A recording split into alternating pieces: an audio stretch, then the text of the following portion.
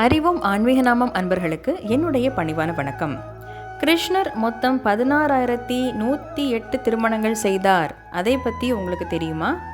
வாங்க பதிவுக்குள்ளே போகலாம். கிருஷ்ணருக்கு 8 பிரதான மனைவிகள் இருந்தாங்க. அவங்க ருக்மணி, சத்யபாமா, ஜாம்பவதி, நக்னஜித், காளிந்தி, மித்ரவிந்தா, பத்ரா மற்றும் லக்ஷ்மணா.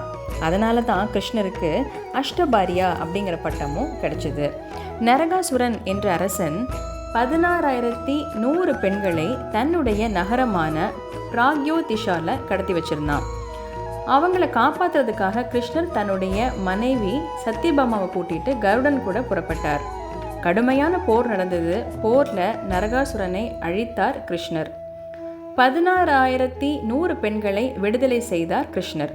ஆனால் பெண்கள் அவங்க வீட்டுக்கு போகிறதுக்கு ரொம்ப தயங்கினாங்க. ஏன்னா அரக்கனால் கைப்பற்றப்பட்ட பெண்கள் அப்படின்னு சொல்லி சமுதாயம் எங்களை ஏற்காது அப்படின்னும் மக்கள் எங்களை தப்பாக பேசுவாங்க அப்படின்னு சொல்லி அவங்களுக்கு ஒரு பயம்.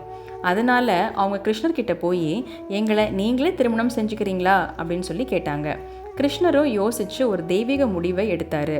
மிகுந்த கருணையுடன் பல ரூபங்களில் தோன்றி ஒரே நேரத்தில் 16,100 பெண்களை மணந்தார் கிருஷ்ணர்.